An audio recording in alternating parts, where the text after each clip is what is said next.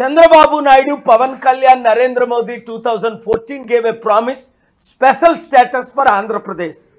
They have forgotten that, which is beneficial to 6 crore people. Instead, they are not ashamed. Chandrababu Naidu, Pawan Kalyan are not ashamed, praising each other, forgetting people's promise.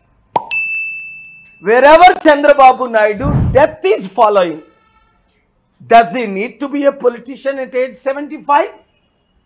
Narendra Modi ji on September 17th is planning to resign because that's what RSS is calling for, BJP is calling for. But Chandrababu Naidu is much older than Narendra Modi. When Supreme Court judges are not allowed after age 62 to 65, smartest people in India are IAS, IPS, IRS, IFS are not allowed after 62. Why these politician old guys should continue after 75? Are they not ashamed? Do they not understand?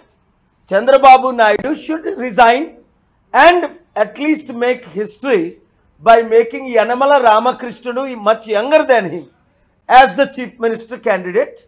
Or for that reason, if he wants to make his own son, because KCR tried to make KTR, never happened, may never happen. Now, let Chandrababu Naidu decide from his party, but he should not continue. మొన్న రాత్రి మనం పెద్ద డ్రామాను చూసాం. చంద్రబాబు నాయుడు గారు తిరుపతి వెళ్ళి నిన్న పెద్ద stunt అక్కడ ఏంటి తప్పు జగన్మోహన్ రెడ్డి చేసినట్టు ముఖ్యమంత్రి చంద్రబాబు నాయుడు అని మర్చిపోయి పవన్ కళ్యాణ్ ఉప ముఖ్యమంత్రి అని ఆయన మర్చిపోయి తిరుపతి దేవస్థానంలో 1000 కోట్ల ఆదాయం ఉన్నప్పటికీ కనీసం కోట్ల రూపాయలు ఖర్చు పెట్టకుండా 6 డివోటీస్ అక్కడికక్కడ చనిపోవడం, అనేక మంది హాస్పిటల్లో చికిత్స పొందడం. ఈయనెళ్ళి ఆఫీసర్ మీరెందుకు ఇక్కడ కూర్చున్నారు, మీరెందుకు ఇక్కడ నిలబడ్డారు, మీరెందుకు ఇక్కడ ఇలా చేశారు, టిటిడి చైర్మన్ బిఆర్ నాయుడు మీరు వెంటనే రిజైన్ చేయాలి అని చంద్రబాబు నాయుడు డిమాండ్ చేయడం మర్చిపోతున్నాడు. అసలు బిఆర్ నాయుడిని పెట్టిందే ఆయన బెస్ట్ ఫ్రెండ్ ఈయన టీడీపీ లీడరు. నేను ముందే చెప్పాను, సుప్రీంకోర్టులో నేను అక్టోబర్లో ఫైల్ చేసినప్పుడు, ఏపీ హైకోర్టులో ఫైల్ చేసినప్పుడు తిరుపతి దేవస్థానం 4 లక్షల కోట్లు ఆస్తి. తిరుపతి దేవస్థానం ప్రపంచంలో వాటికన్ తర్వాత 1000 కోట్లు ఆదాయం వచ్చే హోలీ టెంపుల్గా కోట్ల మంది విజిట్ చేస్తున్నారు. వీళ్ళు 1000 కోట్లు ఆదాయం వచ్చినప్పటికీ డివోటీస్నే కాపాడటం లేదు. కనుక తక్షణమే చంద్రబాబు నాయుడు గారు రాజీనామా చేయాలి. ఎందుకు చేయాలి? ఇది మొదటిసారి తప్పు అయితే క్షమిస్తాం, రెండోసారి తప్పు అయితే క్షమిస్తాం, మూడోసారి తప్పైనా క్షమిస్తాం. ఇది ఎప్పుడూ జరుగుతున్న డ్రామాలే కదా. 2019లో పుష్కరాలు మనం చూడలేదా? చంద్రబాబు నాయుడు గారు ఎక్విప్మెంట్ తీసుకెళ్లి పెద్ద మూవీ యాక్టర్ లాగా ఆయన డ్రామా ఆడడం, తద్వారా 23 మంది అక్కడికక్కడే చనిపోవడం. పుష్కరాల్లో జనాలు చనిపోతారా? పోనీ ఆ తర్వాత వచ్చిందా బుద్ధి?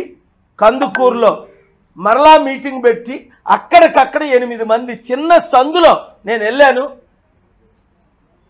అక్కడ చూసి ఆశ్చర్యపోయాను. చిన్న సందులో 1000 మందితో మీటింగ్, అక్కడికక్కడ 8 మంది చనిపోయారు, అనేక మంది చికిత్స. డిసెంబర్ 29, 2022లో వెంటనే జనవరి 2 మరలా గుంటూరులో సందుల్లో మీటింగులు పెట్టారు. అక్కడ ఫుడ్ డిస్ట్రిబ్యూషన్ చేయడం రాక అక్కడికక్కడ 3 చనిపోయారు, అనేక మంది హాస్పిటల్లో.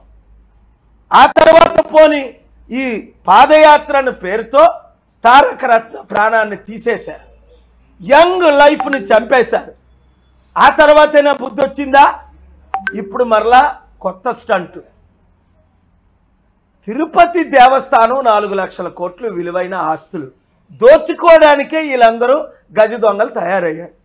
1000 కోట్లు వచ్చినప్పుడు 1 కోటి రూపాయలు ఖర్చు పెడితే సెక్యూరిటీ వస్తుంది కదా. 1 కోటి రూపాయలు, 1000 కోట్లు ఏం చేస్తున్నారు మీరు? అందుకనే ఈ సుప్రీంకోర్టు గవాయి జస్టిస్కి టైం వినడానికి ఆ రోజు నిద్రపోతున్నట్టుంది. అరే తిరుపతి దేవస్థానం బాలాజీ టెంపుల్ ఎందుకు ప్రత్యేక టెరిటరీ చేయాలి? 744 మంది ఉన్న వాటికన్ సిటీని ఒక ప్రత్యేక దేశం చేసినప్పుడు 60 సంవత్సరాలుగా ఈ గొడవలు జరుగుతున్నాయే. లడ్డూ పేరుతో ఎంత డ్రామా ఆడాడు పవన్ కళ్యాణ్. ఈ రోజు వరకు ఆయన ప్రాసిక్యూట్ చేశారా? ఈ రోజు వరకు ఆయన ఇన్వెస్టిగేట్ చేశారా? లేనిపోయిన కల్పించి ప్రాణహాని చేయడానికి పూనుకున్న ఈ రాజకీయ నాయకులు ఈరోజు రెస్పాన్సిబిలిటీ తీసుకోవద్దా? చంద్రబాబు నాయుడు, పవన్ కళ్యాణ్ చిత్తశుద్ధి ఉంటే రాజీనామా చేయొద్దా వాళ్ళు? ఏది నిన్న కాక మొన్న 3 రోజుల క్రిందట కెనేడియన్ ప్రైమ్ మినిస్టర్ ఆయన ద్వారా దేశానికి చిన్న నష్టం జరిగిందని ఒక ప్రధానమంత్రిగా ఆయన రాజీనామా చేస్తున్నానని అనౌన్స్ చేసి రాజీనామా చేశారు. అది ఒక లీడర్ అంటే. రైల్వే మినిస్టర్లు మన దేశంలో రాజీనామా చేయలేదా? లా మినిస్టర్లు రాజీనామా చేయలేదా? అలాంటిది 75 సంవత్సరాలు వయసు వచ్చిన చంద్రబాబు నాయుడు బుర్ర పనిచేయట్లేదు.